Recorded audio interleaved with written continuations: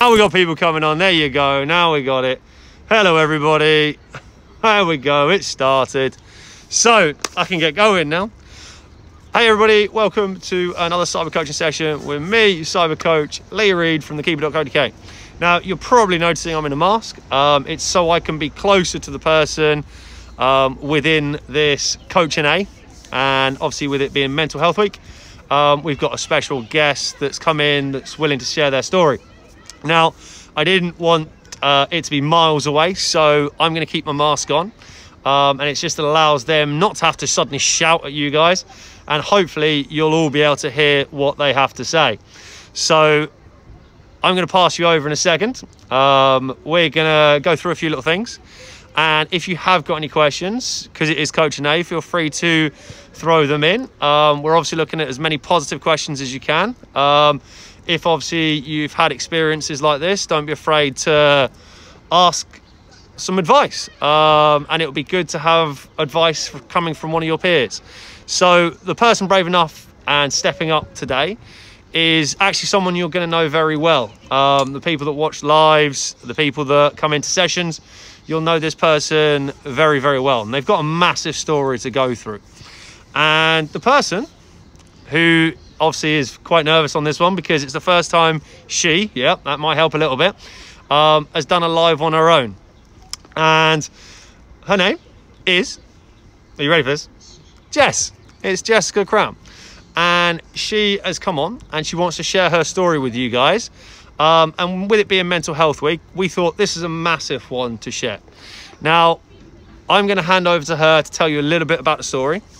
And then from there, we're going to go through. Now, I have allowed her to take down notes. So she has got notes with her because obviously been a little bit kind of anxious about this actual live. I've got no issues with having notes. I know what it was like on that first time I ever did a live. It was awe-inspiring and nervous as hell. And this is me that coaches every day of the week and through all my time in my life. And I don't get nerves, but going onto a camera with cameras pointed at you is like, oh my God, what am I doing? So she's going to look at me. She's not going to be staring at you guys. So don't expect us to look into the camera like I do. She's going to literally stare through at me and just chat to me like it would just be me and her in the session. So I'm going to spin you around and she's going to introduce herself and just say hello. All right, you've got Instagram, Jess, and you've got Facebook. So start with a bit of your story. So go through the different things that you've been through in your time. So hello, my name is Jess. Mental health is really important to me because it's something that I have really struggled with. Breathe. The first thing, breathe and look through here. Yeah. It's crazy, isn't it? Yeah. But use that adrenaline. It's like when you're in a football pitch and you've been playing and you know that kind of craziness you get when you suddenly get that adrenaline because you've suddenly put that perfect pass in. It's an adrenaline like that. But you know when you've played that pass, how when you've played it, you don't think twice about it. Mm-hmm. Do the same thing now. Okay. When I was 17, I lost someone very close to me.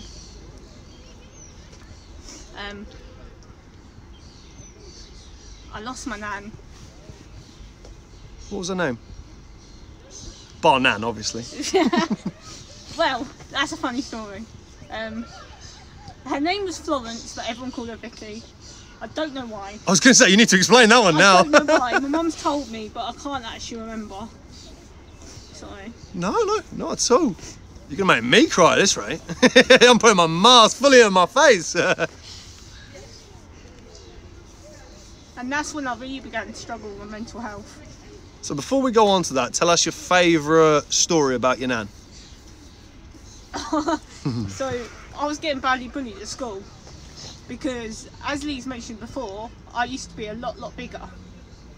So for those that don't know, when Jess first came into me, they'd approached me quite a few months prior to it. She actually then had a bad back, so she couldn't come in. But let's say she was a bigger girl, and she wanted someone to help her both mentally and physically, just to try and get some love back. and one of the ways, obviously, I'd been coaching people in her family, and one of the ways that we'd worked through things was via sport and via exercise, and that allowed then Jess to come in and correlate. Now, we didn't know whether she was going to take to coaching or not, but that's how it started. Yes, that is how it started. And as we're 2.5 years down the line, I'm guessing it has worked, because I still enjoy coming into coaching, and if I ever have any problems, I can always speak to me about it. So why is the mental health such an important issue to you? Because I've experienced it as the person who's felt it, and I've experienced it as the person who has had someone who has struggled as well before I struggled. So I kind of had a bit of an understanding, but I didn't understand how much it can take over your life. The things it makes you feel, the way it makes you feel, the things it can make you do. So if we take it back a stage, when was mental health first in your life? When I was 12. What happened, if you don't mind us asking? One of my friends started, one of my very, very close friends, we've been friends as long as I can remember, struggled with her mental health, and she tried to take her own life.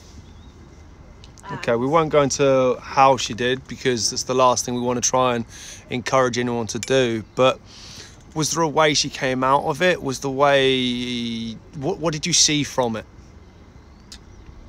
I saw how much support she needed from her family, from her friends.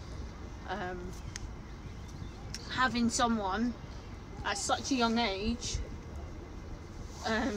feeling like that, it was not a nice experience. So it wasn't something that I'd ever seen before or thought at the age of 12 that I would ever see, but it was an eye-opener, definitely. Oh, brilliant. How did it... So when it came into your life a little bit later on, I know we've been through things, and the first thing you said to me, because we actually chatted about this live prior to doing it, because it was going to be such a strong one, but it was going to be one that if we did it right, it could help try and change people's futures. So obviously I know a little bit about what's happened. So when you first really got into the sort of mental health side, you were bullied. Now, we're not going to go too far into the story of how you were bullied, just because of legal issues and things like that. But how did bullying affect you? It affected me badly. What did it make you feel like? It made me feel like I was worthless. What would you say to the bullies now, if you look back at it? If you could try and say something to them to try and stop them doing what they're doing, what would you say? Think before you speak. You don't realise how much your words can hurt someone. What would you like to see different in schools or for education with regards to these sort of things? I'd like to think that people will become more aware. Whether they have a lesson, like a one-off lesson in it to show that bullying isn't okay. It can harm people. It can make people feel really, really bad about themselves. Like, it can make them feel worthless. It can make them feel like they're not good enough when they are good enough. It's just that the bullies are 100% in the wrong. Now, I also know that, because obviously you're sitting here now, and yes, we have a little cry about it to start with, and we kind of have those emotions, that adrenaline that kicks through, but you've gotten through it. So I think it's massively key to show people how you got through it and to try and talk it. So give us some of the ideas of what you did to get through it. How did you manage to get through the next side of it? I got through it with the help and support of my family and friends. I had a counsellor who I would see, and she helped me get through some things. And then when that finished, I felt like I still needed someone else to talk to. So that's actually when I started coaching. like a few months before that, I got in contact and I started coaching, and it's helped me an awful lot. Now, when you first started coaching, sorry to interrupt on that one, but when you first started coaching on that one, it took you a long time to come in, to have almost the guts to come in. Now, even though you'd known that people in your family had been with me before, what eventually made you take that step? What forced you to do it? What in your gut said, I've got to give it a try? Making my nan proud.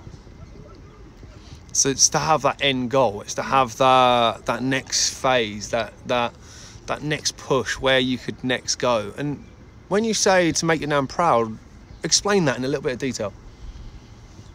Because my nan was always the person I'd speak to. So like when I was younger and I used to play, after every game I'd go, because she lived with me, after every game I'd go up and speak to her about it, and we'd always talk about it. She didn't have a clue half the time what I was talking about, because she weren't into football, but she would listen for me because it's something that meant a lot to me, and it's always something that has been in my life, always. I grew up with two older brothers, so it's something that's always been in my life, I've always wanted to do, and my nan knew that, and she always wanted me to push for it.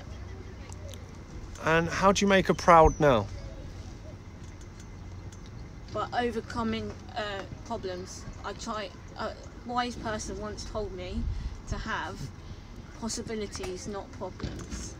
I like that. Possibilities, not problems. Hey, Dad. I know you're watching on that one, but I know you prefer opportunities, not problems. We'll come on to that one in the next couple of days. That quote will be coming out, I think it's tomorrow morning. I've got that log to come out. So you guys will see the next stage of that quote. But it's to have a quote, someone saying hello, someone sending you a text message, someone taking you out for coffee, someone going, just sit down, shut up and talk to me. Someone going, kick that ball at me, just go and play a crossbar. Anything like that can help someone when they're in that desperate need. Now, we've had goalkeepers and players, and throughout the years of my coaching, I've seen, obviously, going home, people trying to end their lives because they've gotten to the point where it got so bad. The one thing we want to show you, there's always a light at the end of the tunnel. If you want to search for it, if you need it, and if you're looking for it, there's always a number you can call. There's always someone that will be there for you that can help pull you out of it. You've just got to speak up. You've just got to shout. You've just got to ask, because there is someone there, and there is someone that you mean something to. So don't be afraid to speak up. Don't be afraid to say help. That is what the world should be about. Now, I know Jess has got a few other messages she wants to give to everybody, so I'm going to give her a second just to have a look at her notes and see what else she wants to add to it. And we're going to then go from there. If you have got any questions, now's your time to launch a couple of the questions through. Be cautious on questions. I'll only be asking questions I think are right. But if you have got any questions, that would be great. But if you don't have the questions come through, I will just give her the information of what people have been saying on the live. So there's a couple of important things, what I feel are important tonight. If you are suffering with mental health, it is nothing to be ashamed of. The one positive from such a horrible, weird, 18 months, is mental health has become more of a subject. Yeah, big time. People are more open and willing to support those people that they love and care about. And there's always an option out. There's always a way out. There's always a person that will stand there and be by your side. Definitely, even if you've lost that one person. So when I was bullied at school, I had my nan to talk to. I always had my nan, but then I lost my nan, and then I gained other people in my family or friends or coach. There's always going to be someone to talk to. No matter how bad you're feeling, there's always going to be that person. Yeah, like that. Anything else on there? Take your time, have a double read. Because because I know there's a lot that meant a lot to you on there. Yeah.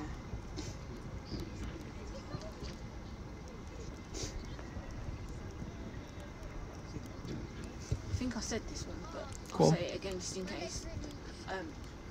That here at the Keeper, we are a family, and always, if you can't talk about stuff with your family, your friends, there's always someone here to listen to you, even if you barely know them. Sometimes that is the better person to speak to, because they don't know you and you'll never be judged. But it'll cost you a coffee, all right? Does that sound fair? All right, or maybe pancakes, depending on if I'm hungry. So I'm just going to send a few things to Jess just to start with, because it's gone absolutely mental today. So thank you for joining us, everyone. There's so many people saying hello, obviously. Don't be nervous. We all know what you're going through, and we all know you. Massive respect. Forget the camera, just talk to Lee. It's great to talk. Someone can't get the phone charging. So many hugs coming to you. Coming from a weak position to being a strong one now, well done to you. A couple of little questions we will go through. What's the thing that makes you laugh the most? Oh, that's an interesting one. Laugh the most. The team training. Yeah, I like that. The atmosphere, the banter that we have there, it's unreal. And where do you feel the support is lacking? Or do you feel support at the moment is as good as it could be? What, in general with mental health? In general mental health, yeah, that's how I take that one. It might not be, but we'll use that one. Oh, I feel like we're getting somewhere with it, but I also feel that sometimes the wait is too long. But that's just because the NHS is so busy and it's in such high demand that they can't do anything about it. But there needs to be something done about it, if that makes sense. Someone says the funniest thing can't be my jokes, that's for sure. But I take after my dad on that one, so such is life.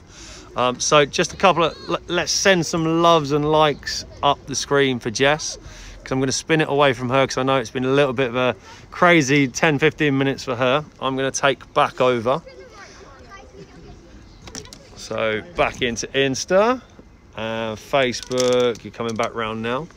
So guys, girls, obviously a massive one for you today. You've seen what it means to certain people, and people you wouldn't even realise that it means that much to. Seeing Jess or seeing others in the exact same position Jess is, you wouldn't know it to see it. So it just shows you how important it can be to be kind, to be nice. Open up to people you wouldn't normally open up to. Say hello to the shopkeeper. Say thank you when someone gives you something.